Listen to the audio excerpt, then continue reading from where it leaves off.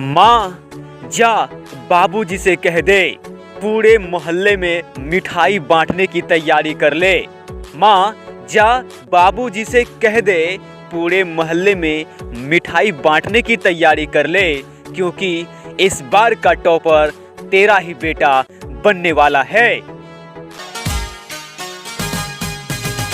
दोस्तों, आज की वीडियो में हम नन हिंदी का ऑपरेशन करने वाले हैं। सब्जेक्टिव हो या ऑब्जेक्टिव, सभी प्रकार के प्रश्नों का ऑपरेशन इसी वीडियो में कर दिया जाएगा। इस वीडियो को आप पूरा देखकर एग्जाम हॉल में जाएं तो आपके एक भी प्रश्न गलत ना हो पाए, ये मेरी गारंटी है। दोस्तों, बुक से बनने वाले जितने भी प्रश्न आपके एग्जाम में आते हैं, सभी प्रश्न इसी वीडियो से रहेगा। तो फिर ग्रामर का क्वेश्चन कहां से आएगा? तो सुनिए, ग्रामर का जो क्वेश्चन आएगा ना, उसके लिए एक वीडियो हम बना दिए हैं, जिसका लिंक इसी वीडियो के डिस्क्रिप्शन में दिया हुआ है। तो दोस्तों, चलिए शुरुआत करते हैं आज की क्लास। और हम चलेंगे आज बंदूक की रफ्तार में सभी प्रश्नों को। देखिए, आज का पहला चैप्टर, दोस्तों पहला चैप्टर है तू जिंदा है तो। इससे बनने वाले कौन कौन से ऑब्जेक्टिव आपके एग्जाम में पूछे जाते हैं, तो देखिए आपको हम यहाँ पे बता दें कि तू जिंदा है तो इसके लेखक हैं शंकर शैलेंद्र। तू जिंदा है तो शक्कर खा। और ये है विद्या। विद्या का नाम है कविता। जुल्म का अर्थ होता है अत्याचार। अग्नि का अर्थ होता है आग। आगे देखिए, आगे प्रश्न है कारवां का अर्थ होता है काफिला। जलजले का अर्थ होता है भूकंप। नेक्स्ट पॉइंट को देखिए, इसी चैप्टर से है नेक्स्ट पॉइंट। चमन का अर्थ होता है फुलवाड़ी। कारवां को इंतजार है मंजिलों का। कभी स्वर्ग को कहाँ उतारने की बात कही है? जमीन पर। नेक्स्ट पॉइंट को देखिए, नेक्स्ट पॉइंट आपका नेक्स्ट चैप्टर ईदगाह से है, जो कि बहुत ही बेहतरीन चैप्टर है ईदगाह। यहाँ से भर भर के क्वेश्चन पूछा जाता है। देखिए, इसके लेखक हैं मुंशी प्रेमचंद। विद्या का नाम है कहानी। ईदगाह कहानी है। बाल मनोवैज्ञानिक। मुख्य पात्र हैं हामिद।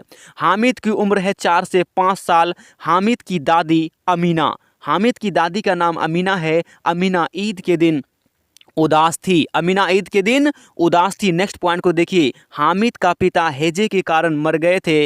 हामिद की माँ पीली होती होती मर गई थी। हामिद का मित्र मोहसिन, महमूद, नूर, सम्मी ये सभी थे। ईद आई थी 30 रोजों के बाद। ईद के दिन लड़के ज़्यादा खुश थे, जिसमें सबसे ज़्यादा हामिद खुश था। देखिए नेक्स्ट पॉइंट को, हामिद के पास 3 पैसे थे। महमूद के पास 12 पैसे थे। मोहसिन के पास 15 पैसे थे। सभी पॉइंट पूछा हुआ है दोस्त, ध्यान से देख लो। ईदगाह में छाया था इमली के पेड़ का। देखिए नेक्स्ट पॉइंट को, इसी चैप्टर का नेक्स्ट पॉइंट है हामिद। हामिद दादी से बोला तुम डरना ना अम्मा। महमूद ने खरीदा था सिपाही। मोहसिन ने खरीदा था भिस्ती। सम्मी ने खरीदा था खंजरी। नूर ने खरीदा था वकील। किसने क्या खरीदा, ये एग्जाम में बार बार पूछा।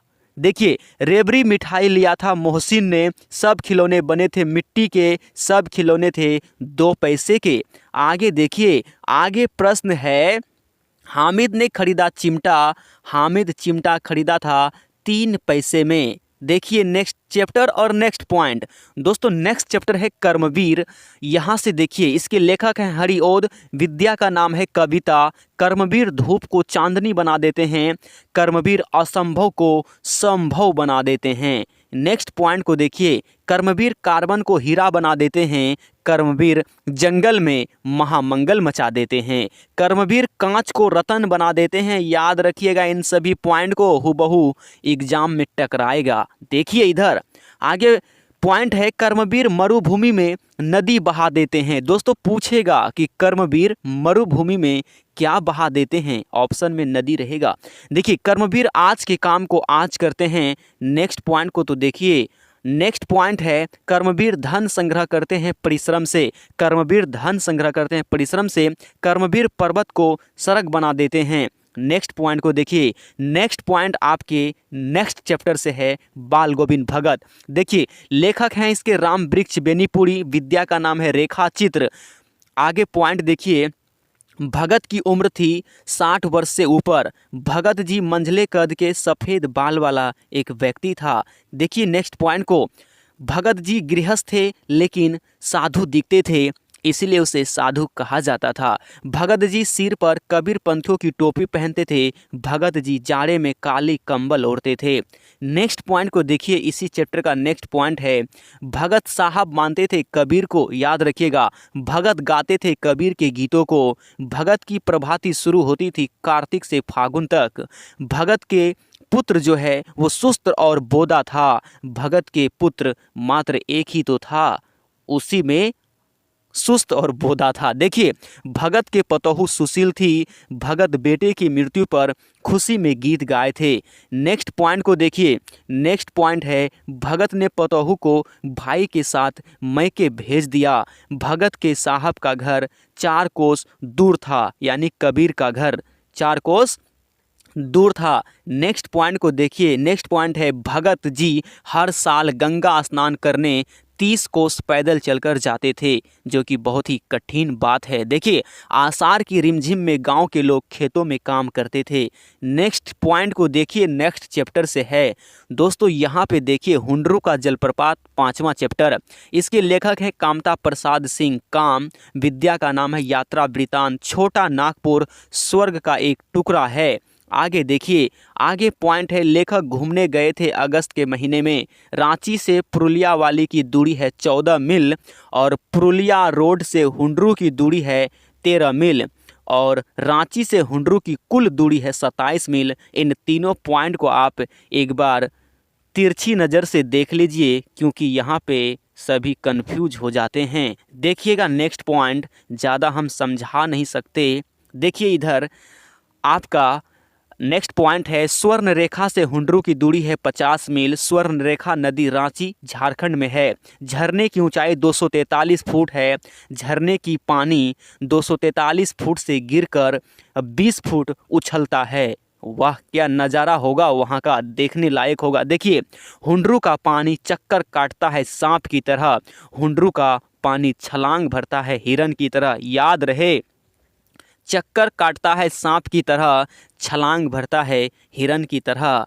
आप गड़बड़ ना कर दे, एग्जाम में रिपीट कर देते हैं। नेक्स्ट चैप्टर है बिहारी के दोहे, और बिहारी के दोहे से देखिए क्या क्या पूछे जाते हैं। इसके लेखक हैं बिहारी, और बिहारी रीति काल के कवि हैं, और ये बिहारी के दोहे कविता हैं। बिहारी कवि हैं श्रृंगार रस के। सच्चा व्यक्ति, बिहारी के अनुसार सच्चा व्यक्ति वह है जिसका पवित्र हृदय हो। नाम से जुड़ा होता है गुण, गुण के बिना किसी का नाम नहीं होता। तो नाम से जुड़ा है गुण, मनुष्य बड़ा नहीं हो सकता गुण के बिना। कनक का अर्थ होता है सोना या धतूरा। हर इंसान में कुछ ना कुछ यूनिक गुण होता है, बस पहचानने की देरी होती है। जो पहचान लिया वो फेमस हो जाता है, जो नहीं पहचान पाया वो मिट्टी में मिल जाता है। नेक्स्ट चैप्टर को देखिए, ठेस। इसके पॉइंट को देखते हैं। इसके लेखक हैं फणीश्वर नाथ रेणु। विद्या का नाम है कहानी। मुख्य पात्र सिरचन। सिरचन को लोग कामचोर, बेकार, चटोर समझते थे। नेक्स्ट पॉइंट को देखिए, ठेस कहाँ की कहानी है? मिथिलांचल की। ठेस कैसी कहानी है? आंचलिक कहानी है। सिरचन जाति का कारीगर था। सिरचन क्या बनाते थे? चिक, शीतल पाटी, आसानी, ये सभी बनाते थे। कौन बनाते थे? तो आपको हम बता दें, सिरचन बनाते थे। नेक्स्ट पॉइंट को तो देखिए, नेक्स्ट पॉइंट है, ठेस कहानी में पात्रों की संख्या कितनी थी? दोस्तों 5, यानी इस कहानी में 5 लोगों की चर्चा हुई है। आप भूल ना जाएं, हम याद दिला दिए। देखिए, आपको इसी चैप्टर का नेक्स्ट पॉइंट, मोहर छाप वाली धोती का दाम 8 रुपया है। सिरचन को पान का बिरा दिया था मानू ने। सिरचन किसे बेपानी कर दिया था? पंचानन चौधरी के छोटे लड़के को बेपानी कर दिया था। नेक्स्ट पॉइंट को देखिए, मानू कौन थी? लेखक की बहन। सिरचन को स्टेशन पर देखा लेखक ने। सिरचन मानू को स्टेशन पर क्या दिया? शीतल पार्टी दिया था। नेक्स्ट पॉइंट देखिए आपके नेक्स्ट चैप्टर से, बच्चे की दुआ, 8वां चैप्टर। इसके लेखक हैं मोहम्मद इकबाल। विद्या प्रार्थना गीत है। बच्चे की तुलना की गई है फूलों से। अल्लाह और ईश्वर में फ़र्क नहीं है। बच्चे की दुआ है इंसान बनने की, जीनत का अर्थ है शोभा, नेक का अर्थ होता है अच्छा। इसीलिए तो कहते हैं नेक काम करो तुम लोग, लाइक कर दो यार, नेक काम होगा। देखिए कविता को उर्दू में नज्म कहते हैं।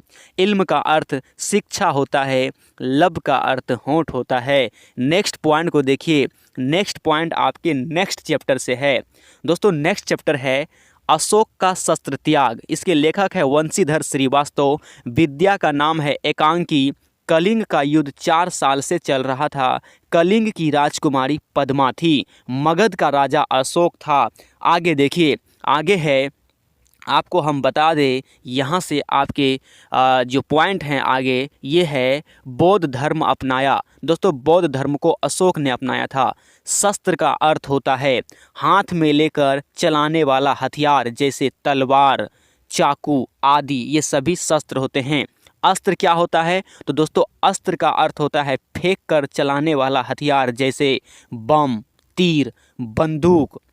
याद रहे, ठीक है। दोनों में अंतर पूछा जाता है सब्जेक्टिव में, हम अभी सब्जेक्टिव में भी बताएंगे इस प्रश्न को। देखिए अशोक का सेना पीले वस्त्र धारण किए हुए थे, याद रखिएगा पीले वस्त्र। नेक्स्ट पॉइंट देखिए नेक्स्ट चैप्टर से, ईर्ष्या तू ना गई मेरे मन से। इसके लेखक है रामधारी सिंह दिनकर, बिहार से हैं ये, याद रखिएगा। विद्या का नाम निबंध है। अनोखा वरदान कहा गया है ईर्ष्या को, अनोखा वरदान कहा गया है ईर्ष्या को। नेक्स्ट पॉइंट तो आप देख लीजिए, नेक्स्ट पॉइंट क्या है तो आप यहाँ ध्यान से देखिए। वकील साहब जलते थे बीमा एजेंट वाले से, और वकील साहब ईर्ष्यालु व्यक्ति है। तुम्हारी निंदा वही करेगा जिसकी तुमने भलाई की है। किसने कहा था? ईश्वर चंद्र विद्यासागर ने। निंदक तो बाजार की मक्खियां हैं, किसने कहा था? नित्शय ने कहा था, याद रखिएगा नित्शय को। नेक्स्ट पॉइंट को देखिए, आपके नेक्स्ट चैप्टर से है कबीर के पद। इसके लेखक हैं कबीर दास। विद्या का नाम है कविता। कबीर थे निर्गुण वादी, भक्ति काल के कवि थे।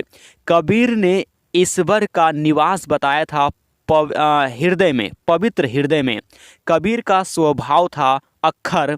कबीर की भाषा थी साधुकड़ी। कबीर सच्चा व्यक्ति माना मानव सेवा, जो मानव की सेवा करे वही सच्चा व्यक्ति है। खैर मेरे अनुसार भी यही बात सही है। देखिए मोको का अर्थ है दोस्तों, मोको का अर्थ है मुझको। कागज का अर्थ होता है कागज, याद रखिएगा। देखिए नेक्स्ट चैप्टर नेक्स्ट पॉइंट यहाँ पे है आपका विक्रमशिला। इसके लेखक हैं पापुविसा, यानी पाठ्य पुस्तक विकास समिति। विद्या का नाम है निबंध। शिक्षा का केंद्र बना बौद्ध काल में। विक्रमशिला शिक्षा का केंद्र बना था बौद्ध काल में। विक्रमशिला को सर्वनाश किया तुर्की ने 13वीं सदी में, याद रखिएगा। विक्रमशिला की स्थापना राजा धर्मपाल ने 8वीं सदी में किया था। विक्रमशिला में छात्रों की संख्या 10,000 थी। छात्रों की संख्या 10,000 थी, याद रखिएगा। विक्रमशिला में शिक्षकों की संख्या 1,000 थी। विक्रमशिला है संस्कृत विश्वविद्यालय। विक्रमशिला में विद्यालय की संख्या है 5। नेक्स्ट पॉइंट को देखिए जो आपके नेक्स्ट चैप्टर से है। नेक्स्ट चैप्टर है दीदी की डायरी। लेखक हैं पापू विसा। विद्या का नाम है डायरी। रोज नामचा, ठीक है। रोज नामचा का अर्थ होता है रोज वाली काम। सत्य के प्रयोग के लेखक हैं गांधी जी। संजू पढ़ती है 8वीं कक्षा में, याद रखिएगा। नेक्स्ट पॉइंट को देखिए, संजू को शौक है किताबें पढ़ने का। संजू को उपहार में मिलता था किताबें। संजू पिकनिक मनाने गई थी 3 जनवरी 1997 को। संजू को डायरी लिखने की प्रेरणा मिली थी गांधी जी से। संजू का हौसला बढ़ाया था माता पिता ने। नेक्स्ट पॉइंट को देखिए, आपके नेक्स्ट चैप्टर से है पीपल। इसके लेखक हैं गोपाल सिंह नेपाली। विद्या का नाम है कविता। पीपल का पेड़ अति महत्वपूर्ण है। पीपल का पेड़ पूजनीय है। पीपल का पेड़ 2 गैस छोड़ती है, ठीक है। पीपल का पेड़ 2 गैस नहीं, सॉरी दोस्त, पीपल का पेड़ ऑक्सीजन गैस छोड़ती है 24 घंटे, याद रखिएगा। पीपल कविता में प्राकृतिक सौंदर्य का वर्णन है। पक्षियों का गायन प्रारंभ होता है बरसात में। पक्षियों का गायन प्रारंभ होता है बरसात में। पावस का अर्थ होता है वर्षा। कानन का अर्थ होता है जंगल। तमाल का अर्थ होता है एक सदाबहार पेड़। और वसुधा का अर्थ होता है पृथ्वी, याद रहे। वसुधा मतलब पृथ्वी। नेक्स्ट पॉइंट को देखिए, नेक्स्ट चैप्टर से आपका है दीनबंधु निराला। इसके लेखक हैं आचार्य शिव पूजन सहाय और विद्या का नाम है संस्मरण। याद रहे, पूछा जाता है। दीनबंधु निराला का उपनाम है, यानी दीनबंधु निराला उपनाम है किसका? तो सूर्यकांत त्रिपाठी निराला का। सूर्यकांत त्रिपाठी निराला को ही दीनबंधु निराला कहा जाता है। सूर्यकांत त्रिपाठी निराला कवि थे। कवि रहीम ने सूर्यकांत को दीनबंधु भगवान कहा था। निराला जी दूर रहते थे विषय वासना से, यानी नारी से दूर रहते थे। बेलूर मठ कहाँ है? कोलकाता में है बेलूर मठ। आगे देखिए नेक्स्ट चैप्टर से नेक्स्ट पॉइंट क्या है? खेमा। इसके लेखक हैं पापू वीसा। याद रहे, पाठ्य पुस्तक विकास समिति। अब विद्या का नाम क्या है? कहानी है बाल मजदूरी वाला कहानी। नेक्स्ट पॉइंट को देखिए, खेमा का पिताजी बहुत ही गरीब थे। खेमा का पिता खेमा को बेच दिया था। खेमा को बेचा गया कसारा के होटल में। कसारा क्या करते थे? होटल चलाते थे चाय का। खेमा कहाँ काम करता था? कसारा के यहाँ। खेमा कहानी का मुख्य पात्र कौन है? खेमा है। याद रहे, ये 4-5 भाई थे, ठीक है। खेमा को छोड़कर 4 भाई और थे जिन्हें बेच दिया गया था। खेमा का जो उम्र है 8 से 9 वर्ष का बाल श्रमिक था। खेमा को कसारा के चंगुल से बचाया था लेखक ने। नेक्स्ट पॉइंट, नेक्स्ट चैप्टर देखिए, खुशबू रचते हैं हाथ। इसके लेखक हैं अरुण कमल। विद्या का नाम है कविता। सफलता का राज है श्रम। सफलता का राज है श्रम। और देखिए, सफलता की जननी है श्रम। खुशबू रचते हैं हाथ का अर्थ है श्रम से कठोर हाथ। नेक्स्ट पॉइंट देखिए, आपके नेक्स्ट चैप्टर से है। और क्या है नेक्स्ट चैप्टर? तो हौसले की उड़ान। इसके लेखक हैं पापू विसा और विद्या का नाम है जीवन संघर्ष। बिहार की बेटियां असाधारण प्रतिभा की धनी है।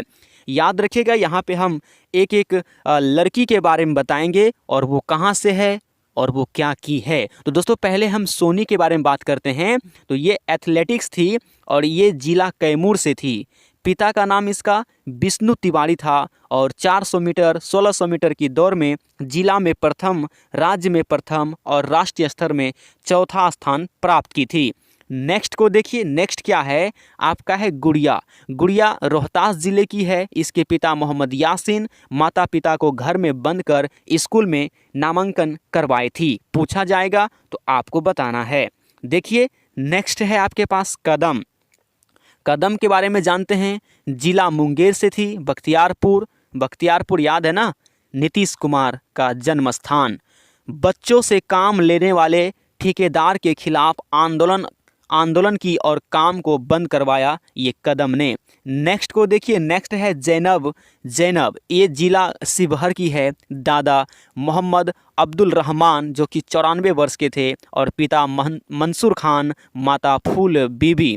तीसरी कक्षा के बाद स्कूल जाना बंद कर दिया गया, लेकिन बाद में इन्होंने पढ़ाई की थी, ठीक है। चलिए नेक्स्ट चैप्टर को देखिए, जननायक कर्पूरी ठाकुर। दोस्तों इसके लेखक हैं पापू विसा। पापू विसा। विद्या का नाम है जीवनी और जननायक कर्पूरी ठाकुर के बारे में अब हम बताएंगे आपको डिटेल से। इसका जन्म हुआ था 24 जनवरी 1921 को समस्तीपुर में। पिता का नाम गोकुल ठाकुर, माता का नाम राम दुलारी देवी। बचपन बीता खेल कूद में, पशु चराने में। शौक था डफली बजाने का, गीत गाने का। विद्या शुरू हुआ था 6 वर्ष की उम्र में, यानी 1927 में। बिकाउज 1921 में जन्म लिया था। मैट्रिक पास की 1940 में। वही मैट्रिक पास किया 1940 में जिसकी तैयारी आप आज कर रहे हैं। इंटर पास की 1942 में, 8 से पास किया था, ठीक है। पढ़ाई छोड़ी थी 1942 में। दोस्तों इंटर कंप्लीट होने ही वाला था कि इन्होंने पढ़ाई को छोड़ दिया देश सेवा में। अगस्त क्रांति में भाग लिया 1942 में और प्रधानाध्यापक की नौकरी की 30 रुपये पर महीने, यानी 30 रुपये के महीने पर प्रधानाध्यापक का कार्य किया था। देखिए जननायक कर्पूरी ठाकुर के बारे में हम बता रहे हैं आपको। ये उप मुख्यमंत्री बने एक बार 1967 में। एक बार क्या बने, उप मुख्यमंत्री 1967 में, और मुख्यमंत्री बने 2 बार, 1970 और 1977 में। याद रखिएगा ये डेट को। नेता के पक्ष से हटाया गया 12 अगस्त 1987 को। निधन हो गया 17 फरवरी 1988 को हृदय घात के कारण। याद रखिएगा इन सभी पॉइंट को। चलिए अब देखते हैं नेक्स्ट चैप्टर जो है आपका झांसी की रानी। दोस्तों झांसी की रानी, इसके लेखक हैं सुभद्रा कुमारी चौहान। विद्या का नाम है कविता। झांसी की रानी थी लक्ष्मीबाई। शौक था शिकार करना, सेना को घेरना। विवाह किया झांसी के महाराजा से। कानपुर के नाना की बहन लक्ष्मीबाई थी। लक्ष्मीबाई विरोध किया अंग्रेजों का। सिपाही विद्रोह हुआ 1857 में। रानी लक्ष्मीबाई अवतार थी दुर्गा की।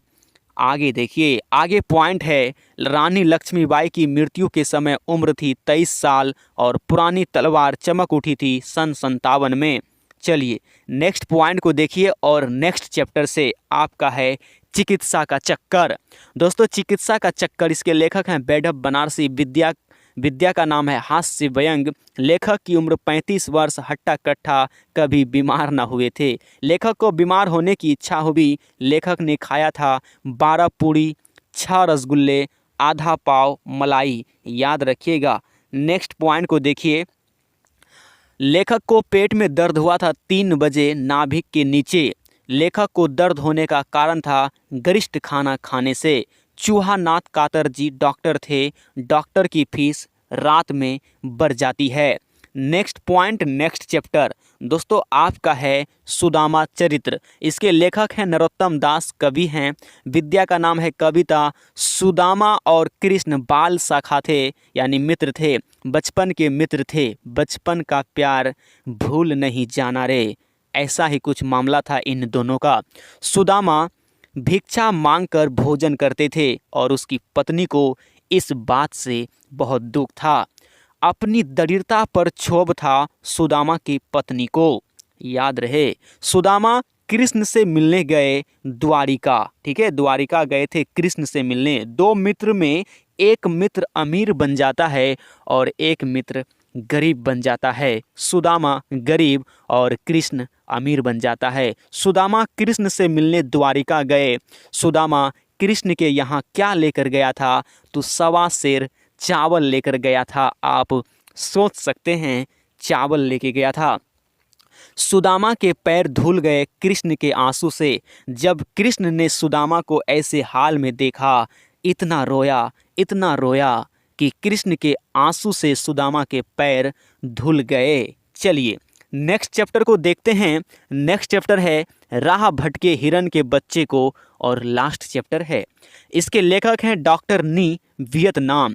विद्या का नाम है कविता और यह कविता अत्यंत मार्मिक है, ममता से भरा हुआ। हिरन के बच्चे के लिए दुखी है कवि।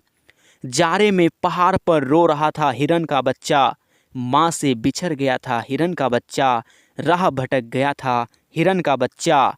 वेदना का अर्थ होता है दुख, पीड़ा। वेदना का अर्थ होता है दुख, पीड़ा, यानी उनकी आंखों में वेदना की आंसू थी। किनके आंखों में, तो हिरन के बच्चे का।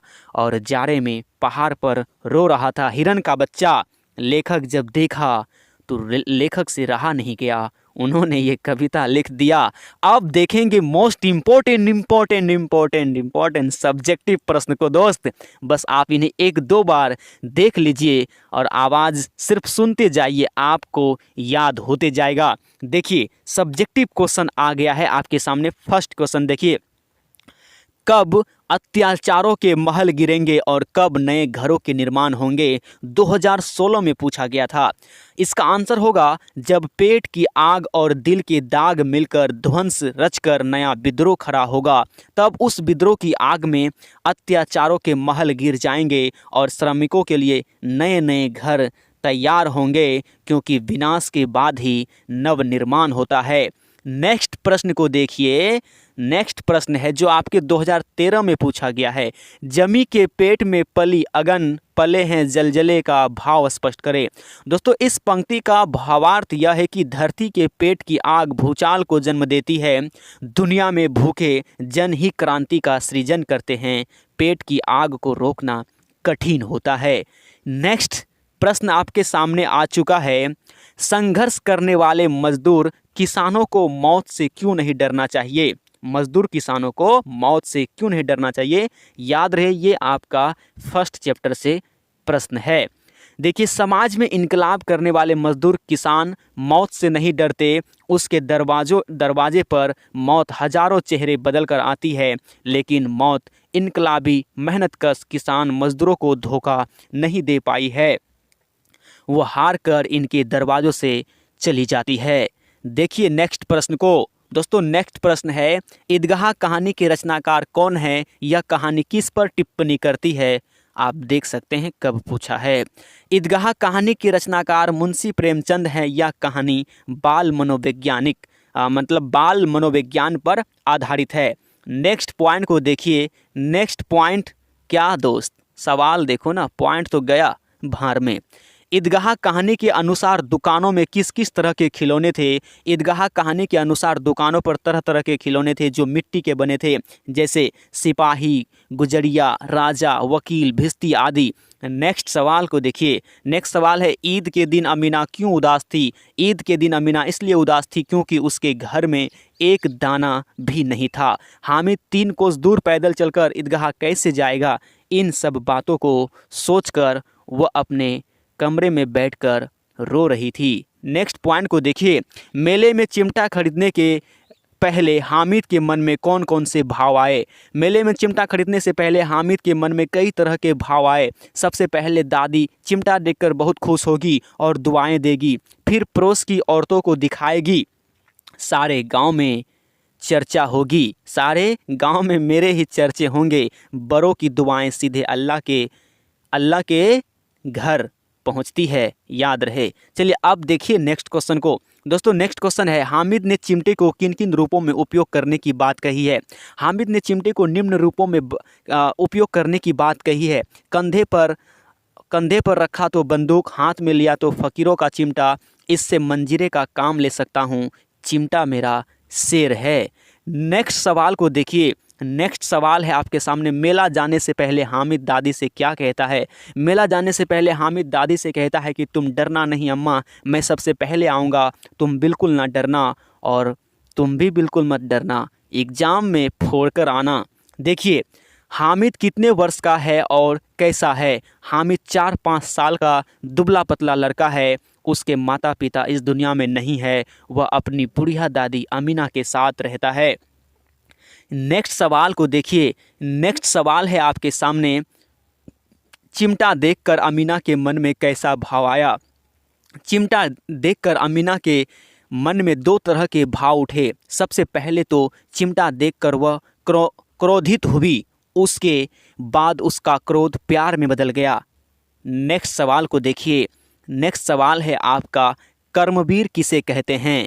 तो दोस्तों, जो विघ्न बाधाओं को देखकर नहीं घबराते, भाग के भरोसे नहीं बैठते, कठिन काम से जी नहीं चुराते, उन्हें कर्मवीर कहा जाता है।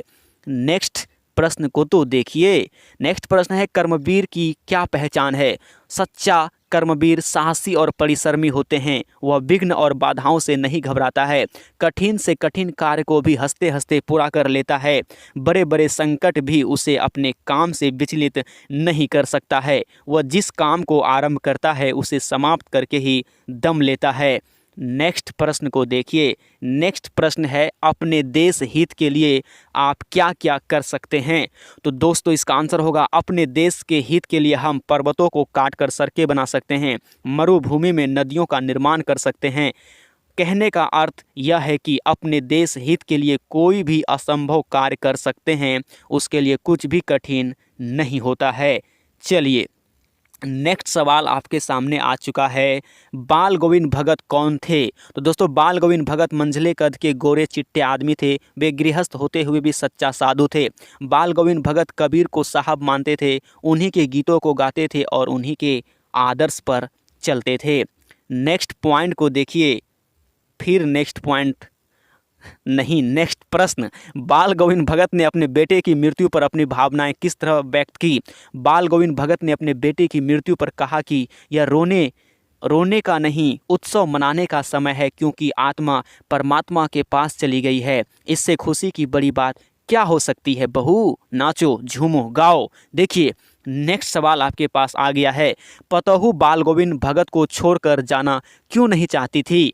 दोस्तों आंसर होगा इसका, बेटे के मृत्यु के बाद बाल गोविंद भगत को पतहू के सिवा देखभाल करने वाला कोई नहीं था। वो जानती थी कि मैं चली जाऊंगी तो बुढ़ापे में उनके लिए भोजन कौन बनाएगा, बीमार पड़े तो कौन एक चुल्लू पानी देगा। इसलिए पतहू बाल गोविंद भगत को छोड़कर जाना नहीं चाहती थी, लेकिन बाल गोविंद भगत अटल रहे, उसे मैके भेज ही दिया। नेक्स्ट सवाल है, हुंडरू का झरना कहाँ है तथा इसकी क्या विशेषता है?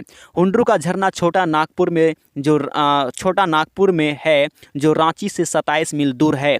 इसकी सबसे बड़ी विशेषता यह है कि इसकी सुंदरता और इसके चारों तरफ का वातावरण अति सुंदर है, यानी देखने के लायक है। नेक्स्ट प्रश्न को देखिए। नेक्स्ट प्रश्न है, जैसे हुंडरू का झरना वैसे उसका मार्ग, इस कथन की व्याख्या कीजिए। हुंडरू का झरना जितना मनोरम है, उसका मार्ग भी उतना ही दर्शनीय है। कहीं सुंदर मैदान दिखते हैं, कहीं भीषण जंगल दिखते हैं और कहीं पहाड़ और झाड़ियाँ भी दिखते हैं। इसलिए कहा जाता है, जैसा हुंडरू का झरना वैसा उसका मार्ग। देखिए, सुख दुख को समान रूप से क्यों स्वीकार करना चाहिए? दोस्तों कवि बिहारी लोगों को सुख दुख दोनों स्थिति में एक समान रहने की सलाह दी है। कवि का कहना है कि दुख के समय व्यक्ति को हताश या निराश नहीं होना चाहिए और ना ही सुख के समय ईश्वर को भूलना चाहिए। मनुष्य को सुख दुख समान रूप से स्वीकार करना चाहिए। आपको याद है ना, कभी खुशी कभी गम, ना जुदा होंगे हम। आप वीडियो को लाइक तो कर दो, फिर तो पता चलेगा। देखिए, दुर्जन का साथ किस प्रकार हानिकारक है? दुर्जन के साथ यदि अच्छे लोग संपर्क में आते हैं तो उनके स्वभाव में परिवर्तन नहीं होता, अच्छी बुद्धि नहीं मिल सकती, क्योंकि वह अपनी आदत और स्वभाव नहीं बदल पाते। नेक्स्ट प्रश्न को देखिए। नेक्स्ट प्रश्न है आपके सामने, सिरचन कैसा व्यक्ति था? सिरचन एक प्रसिद्ध हस्त कारीगर था। उसकी बनाई गई चीज़ों की बड़ी मांग थी। सिरचन एक कुशल कारीगर के साथ साथ स्वाभिमानी व्यक्ति था। सिरचन मुँहजोर है, कामचोर नहीं। आगे देखिए, आगे प्रश्न आपको दिख रहा है, ठेस कहानी में आए हुए विभिन्न पात्रों के नाम लिखिए। दोस्तों ठेस कहानी में आए हुए विभिन्न पात्रों के नाम निम्न हैं। सिरचन, मानू दीदी, मंझली भाभी, बड़ी भाभी, लेखक और उसकी माँ, ये सभी इस कहानी में शामिल थे।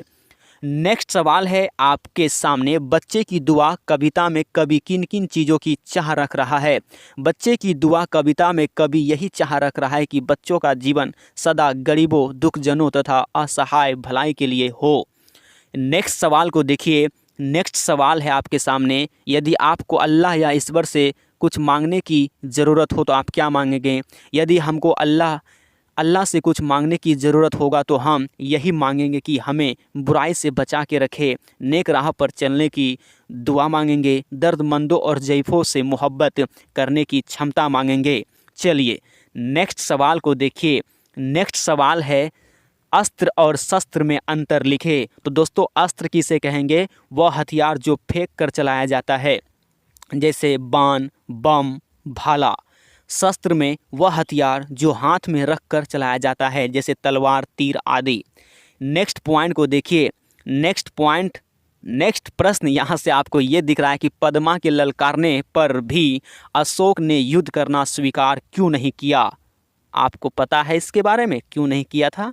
देखिए, पद्मा के ललकारने पर भी अशोक ने युद्ध करना इसलिए स्वीकार नहीं किया क्योंकि उनके सामने कलिंग महाराज की वीरांगना पुत्री पद्मा अपनी स्त्रियों की सेना के साथ युद्ध करना चाहती थी और अशोक को उसका शास्त्र स्त्रियों पर शस्त्र चलाने का आदेश नहीं देता। आगे देखिए, आगे प्रश्न है, पद्मा अशोक को जीवित क्यों छोड़ दिया? पद्मा स्त्री है और उसका सेना भी स्त्री है, इसीलिए अशोक स्त्रियों की सेना से सेना से लड़ना, ठीक है, यहाँ पे लड़ना होगा दोस्त, लड़ना अस्वीकार कर देता है और उसके सामने शस्त्र त्याग देता है। पद्मा को अशोक से पिता की मृत्यु का बदला लेने का अच्छा अवसर था, लेकिन उसने अशोक को जिंदा छोड़ दिया क्योंकि अशोक निहत्था था और पद्मा भी निहत्थों पर वार करना नहीं चाहती थी। नेक्स्ट प्रश्न है, ईर्ष्या की बेटी किसे और क्यों कहा जाता है? दोस्तों, ईर्ष्या की बेटी का नाम निंदा है। क्यों इसलिए कहा जाता है क्योंकि जो व्यक्ति ईर्ष्यालु होता है वही व्यक्ति बुरे किस्म का निंदक भी होता है, उसे दूसरों की निंदा करने में मज़ा आता है, इसीलिए तो कहा गया ईर्ष्या की बड़ी बेटी निंदा को।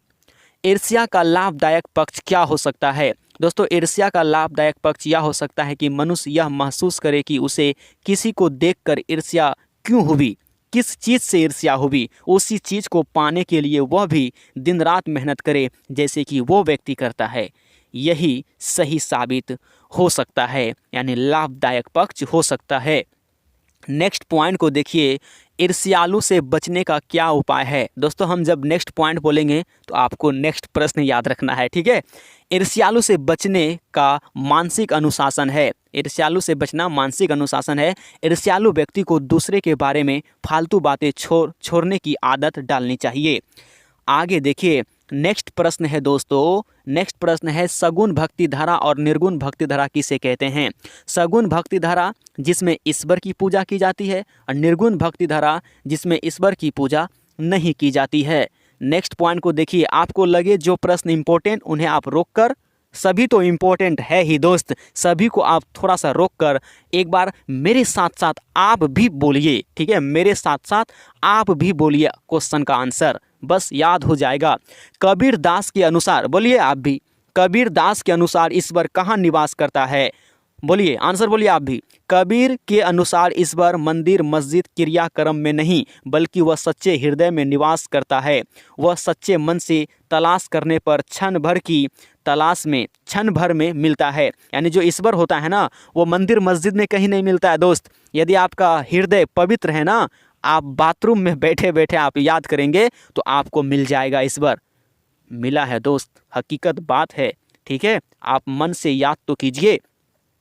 देखिए नेक्स्ट प्रश्न को, विक्रमशिला के पाठ्यक्रम में क्या क्या शामिल था? विक्रमशिला के पाठ्यक्रम में तंत्र विद्या के अतिरिक्त व्याकरण, न्याय, सृष्टि विज्ञान, शिल्प विद्या, चिकित्सा विद्या, विज्ञान, जादू और चमत्कार विद्या शामिल था। चलिए नेक्स्ट प्रश्न को देखिए दोस्तों। नेक्स्ट प्रश्न है, द्वार पंडित का क्या काम होता था? आंसर होगा, विक्रमशिला विश्वविद्यालय में द्वार पंडित नियुक्त किए जाते थे। द्वार पंडित के समक्ष मौखिक परीक्षा में पास हुए छात्र ही विश्वविद्यालय में प्रवेश ले पाते थे। नेक्स्ट पॉइंट को देखिए।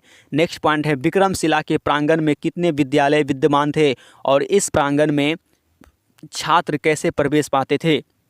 विक्रमशिला के प्रांगण में 6 विद्यालय विद्यमान थे। विद्यालय के द्वार पंडित के समक्ष मौखिक परीक्षा में पास हुए छात्र ही विद्यालय में प्रवेश ले पाते थे, यानी उसका इंटरव्यू पहले होता था और इंटरव्यू कौन लेता था? द्वार पंडित। सत्य के प्रयोग पुस्तक के रचयिता कौन है दोस्तों? सत्य के प्रयोग पुस्तक के रचयिता महात्मा गांधी हैं। वैसे ये पुस्तक महात्मा गांधी की प्रसिद्ध डायरी है जिसे संजू ने पढ़ी थी। नेक्स्ट सवाल को देखिए। नेक्स्ट सवाल है, डायरी लिखना हमारे लिए क्यों ज़रूरी है? डायरी लिखना एक कला है। हर एक महापुरुष डायरी लिखते थे। डायरी लिखने से जीवन का अनुभव एकत्र होता है। हमारे अनुभव को पढ़कर अन्य व्यक्ति भी कुछ नई बातें सीख सकते हैं। नेक्स्ट सवाल ये है कि संजू को डायरी लिखने की प्रेरणा किससे मिली? तो दोस्तों इसका आंसर होगा, संजू को डायरी लिखने की प्रेरणा बापू के सत्य के प्रयोग को पढ़कर मिली। इस काम में उसके माता पिता ने भी भरपूर सहयोग दिया था। नेक्स्ट सवाल को देखिए दोस्तों। नेक्स्ट सवाल है, संजू कैसी लड़की थी?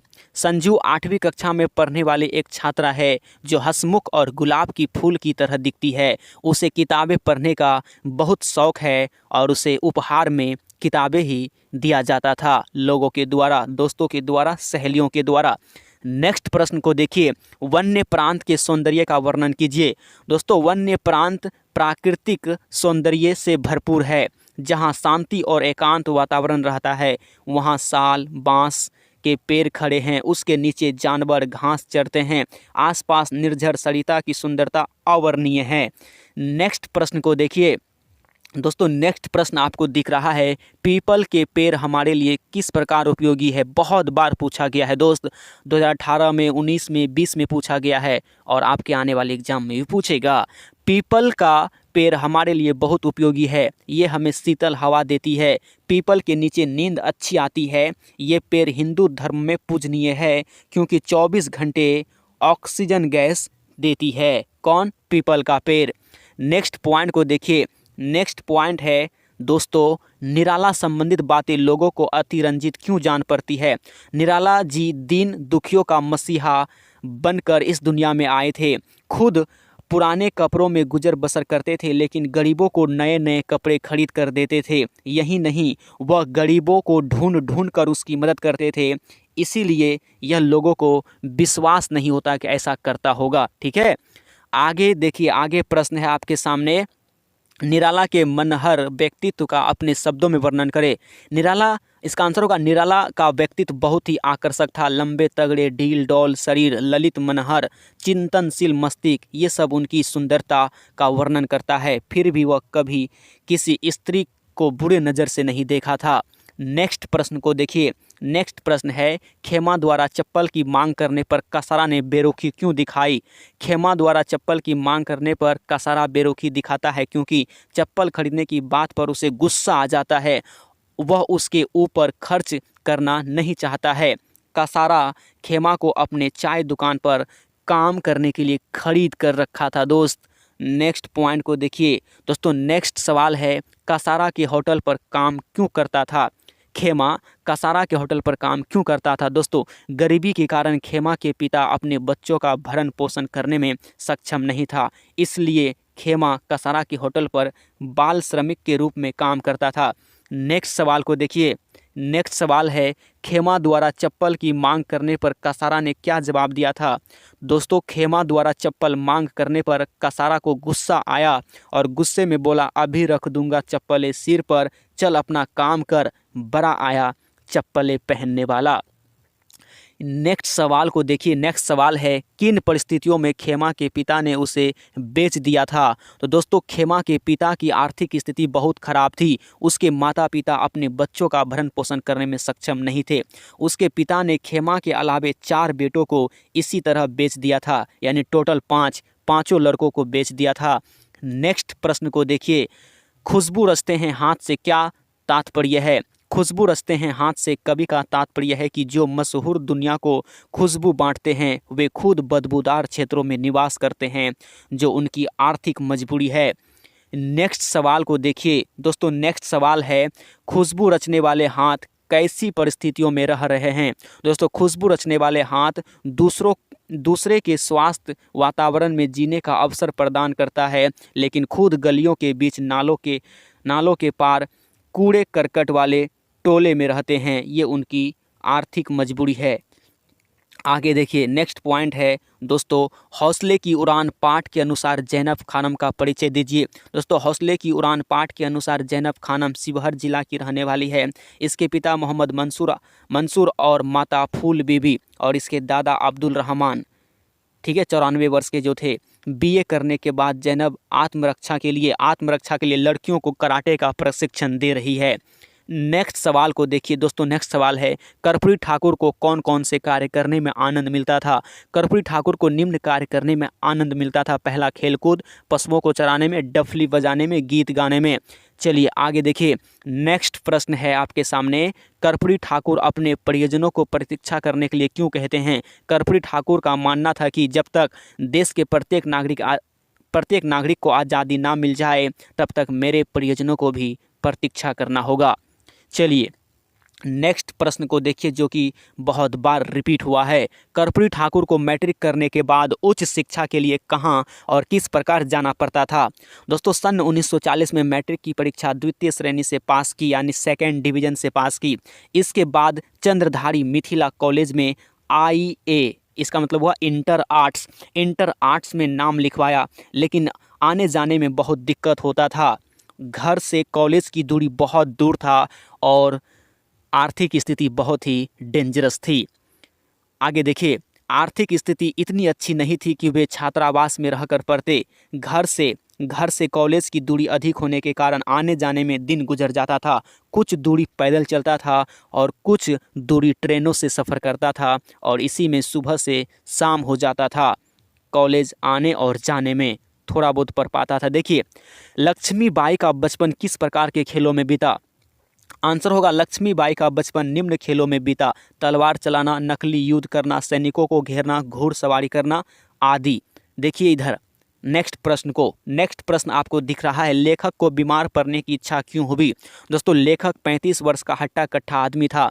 आज तक वो कभी बीमार नहीं पड़ा था। लोगों को बीमार देखकर उसे भी बीमार पड़ने की इच्छा हुई। उसे यह भी इच्छा थी कि बीमार पड़ने पर दोस्त सब मिलने आएंगे और पत्नी खूब सेवा करेगी, इसीलिए वो बीमार पड़ने की सोच रहा था। पड़ ही गया। मुझे आज सिनेमा जाना है, तुम अभी खा लेते तो अच्छा था। यह पंक्ति किससे कही है? दोस्तों, इसका आंसर होगा मुझे आज सिनेमा जाना है, तुम अभी खा लेते तो अच्छा था। यह पंक्ति चिकित्सा के चक्कर से लिया गया है, जो बेढप बनारसी द्वारा लिखा गया है। यह कथन लेखक की पत्नी ने लेखक से कही है। नेक्स्ट सवाल को देखिए। नेक्स्ट सवाल है, गुरु के यहाँ की किस बात की याद श्री कृष्ण ने सुदामा को दिलाई? सुदामा को बचपन से ही चोरी की आदत थी। बचपन में जब एक बार गुरु माता ने कृष्ण और सुदामा को खाने के लिए कुछ चने दिए थे, जो सुदामा अकेले ही चने चबा गए, लेकिन कृष्ण को खाने नहीं दिए। यही बात याद दिलाई थी कृष्ण ने सुदामा को। कब? जब 1.25 सेर चावल लेकर सुदामा कृष्ण के यहाँ मिलने गए थे, तो सुदामा चावल को छुपा कर रख रहे थे कि कृष्ण इतने बड़े लोग हैं, इतने बड़े आदमी हैं, उनको हम 1.25 सेर चावल कैसे दे गिफ्ट में, ठीक है? तो ये छुपा रहे थे, कृष्ण ने देख लिया था, तो फिर ये बचपन की बातें याद दिलाई थी। नेक्स्ट पॉइंट को देखिए दोस्तों, सुदामा की दिन दशा देखकर श्री कृष्ण किस प्रकार भाव विह्वल हो गए?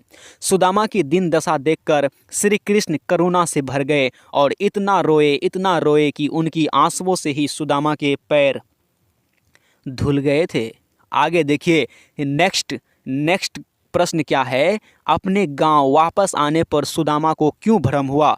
दोस्तों, अपने गांव वापस आने के बाद सुदामा को इसलिए भ्रम हुआ क्योंकि उसके झोपड़ी के पास एक महल बन चुका था, जिसे देखकर उसे लगा वह पुनः राजभवन में आ गया। जब सुदामा श्री कृष्ण से मिलने गया था, मिलने के बाद जब वह पुनः वापस घर आया, तो श्री कृष्ण के द्वारा कुछ ऐसा चमत्कार किया गया कि सुदामा का जो झोपड़ी था वहाँ पे एक बड़ा महल बन गया।